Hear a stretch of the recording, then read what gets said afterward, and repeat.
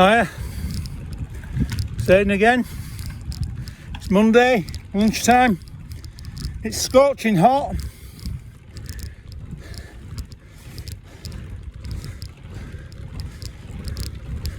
Riding the bike again for mental health awareness.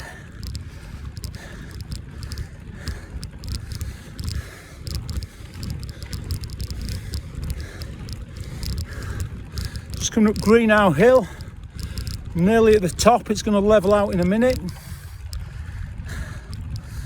Come through from Addle, up Norwood to Fewston, out to Dacre, Summer Bridge, another big climb called Hartwith Bank, down into Pateley, and then up this massive climb.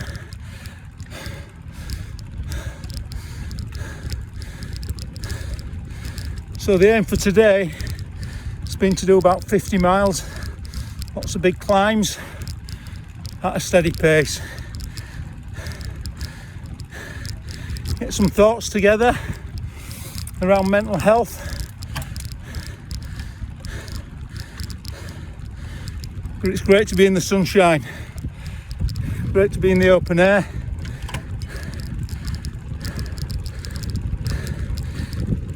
Great to be able to exercise. I said on a previous clip about me reading Tyson Fury's book, The Strongest Man in the World. It's called The Gypsy King. It's a great read if you get a chance to read it. He talks a lot about his mental health issues, how he nearly committed suicide, and then at the last minute he changed his mind.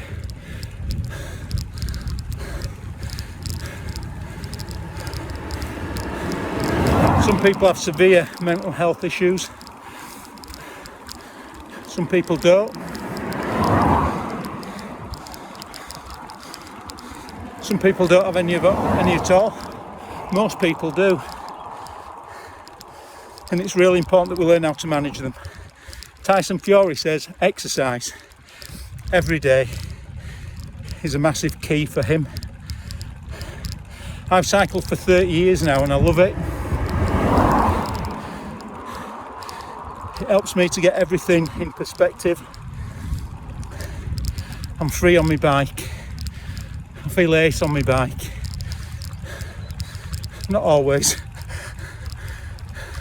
Especially when I'm at the top of a massive 20-minute climb, which Greenhow Hill is.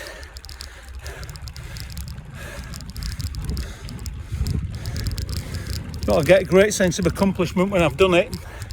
I'll also get a fantastic descent, in this case down past Stumpcross Caverns, and then a left, great road down towards Appletreewick and into the cafe at Bolton Abbey.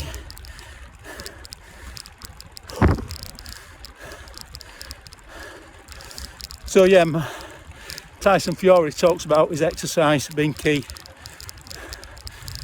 I've always said to people, exercise is key, whether it's a walk, a jog, a cycle. You don't have to be a world champion, just go at your pace. You see, and that's one of the problems with mental health and life, in my view, that life's so fast, you try and pack so much into it. It's breakneck pace, and a lot of people are trying to go at that pace and they get burnt out. I've run a marathon before. I regularly do 100-mile cycles. The biggest ride I've done is 150 mile, and I've learned how to pace myself. I know that if I go too fast, then I'm going to get burnt out on my bike. If I go too fast, I'm going to bonk. I'm going to run out of energy, I'm going to run out of steam, and that is a very, very unpleasant feeling. When you're running a marathon, if you go too fast,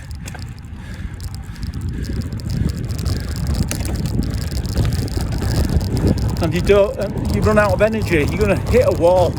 That is an horrendous feeling.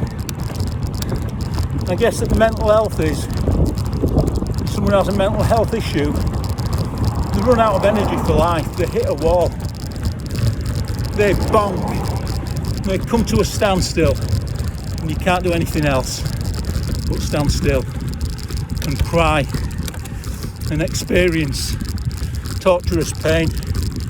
So listen.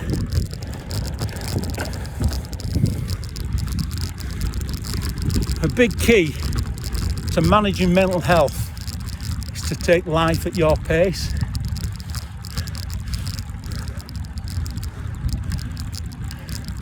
Not someone else's pace.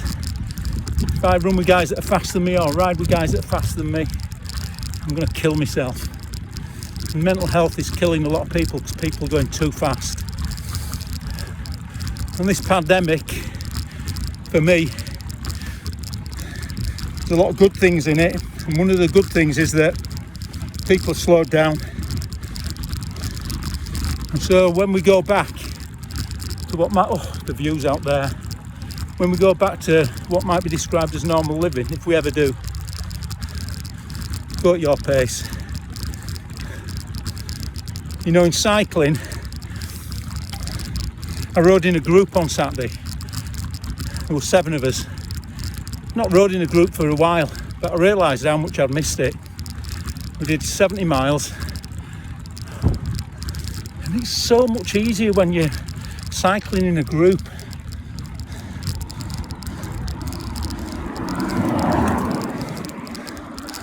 When you hit the wind, if you're on someone's wheel in a headwind, you're sailing by, you're being protected. You're in a slipstream.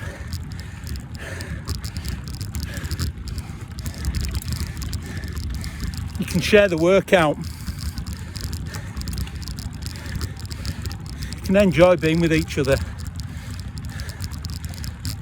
And if you've got mental health issues, severe mental health issues, it's probably because you're on no one's wheel going through life.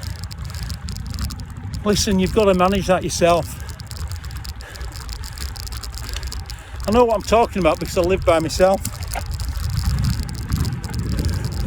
I know another lad who lives by himself, and he moans a lot about no one coming round to see him. No one's going to call round and see you. No one's going to call, or very few people are going to call. That's it, that's the reality of it. So when it comes to managing your own health and well-being, having people around you is really important. It means that you've got to get out. Not sad about that. People like to see you. You've got to make the phone call. Just don't isolate yourself. Make the phone call. Call someone.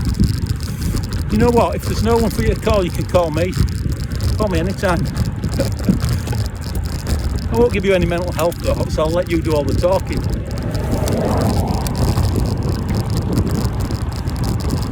We all need each other's help. I talked to you about Martina, didn't I? In the last emotional moving clip, where I got a bit emotional. I'm trying to call Martina every night just to get her through this time of her life. Her daughter's committed suicide. She's got her own mental health issues. She's isolated. Very few friends. So I'm going to ring her as often as I can.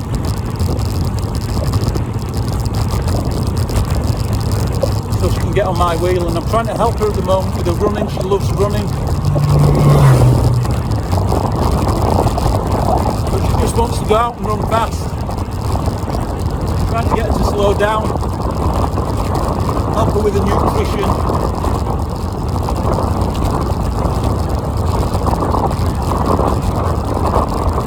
I could rabbit on for ages here. I've been training now for 30 years.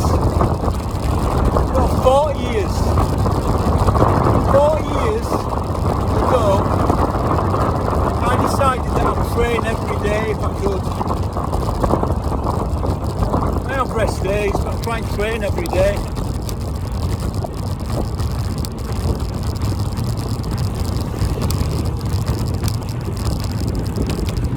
I did that because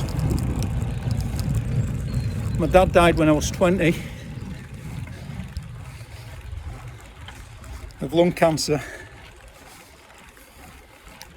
He got lung cancer when I was 17, and I watched him deteriorate for 3 years from a physically healthy, functioning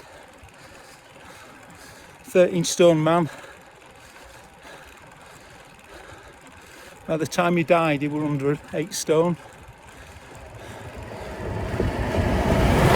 Deteriorated, and cancer got a grip of him, and he died at the age of 47.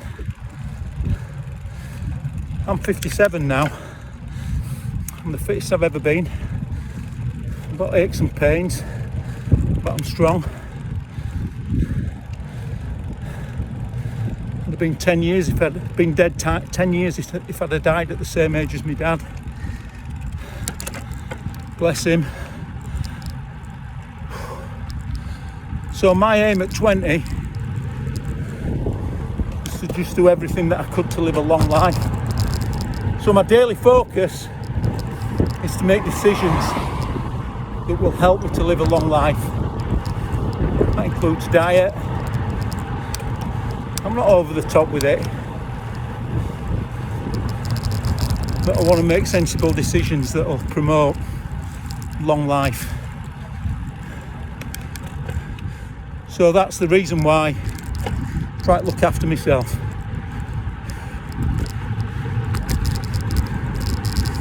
And I love it. So I want to encourage you to think about doing some exercise. Okay? I know that at 57 I can still get fitter. I can get stronger.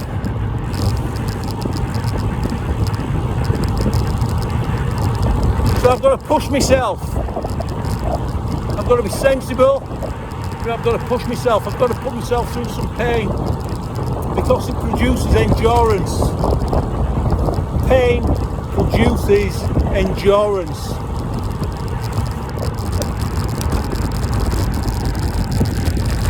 I'm one of these that believes that everything happens for a reason.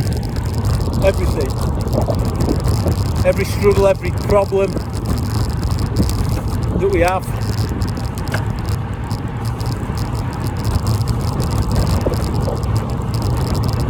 Get through them. Come on. Get through those issues, those big problems, those big life challenges, and when we get through them, we can be stronger.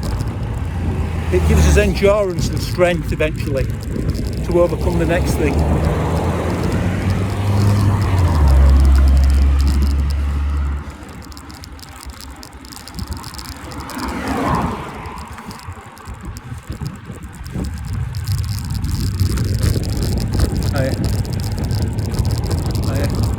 Right. I want to shut up wittering on now. I've gone on enough, haven't I? But I'm going to talk about that probably in the next clip, about going through those painful experiences, which in the end, when we get through, makes us stronger, makes us wiser, gives us more endurance, because life ain't a sprint, it's a marathon. Okay, and if we're going to go the distance, we've got to have stamina, and we've got to have endurance. So listen, I love you. I love you. You're loved. You're a loved person. You're never alone. So God bless you. I'm going to enjoy this downhill bit. I'm going to enjoy the ride into the cafe. It's been tough, all those hills, but I'm going to rock it now. Oh boy, what a view. Woo! Right then, see you later. God bless you. Love you.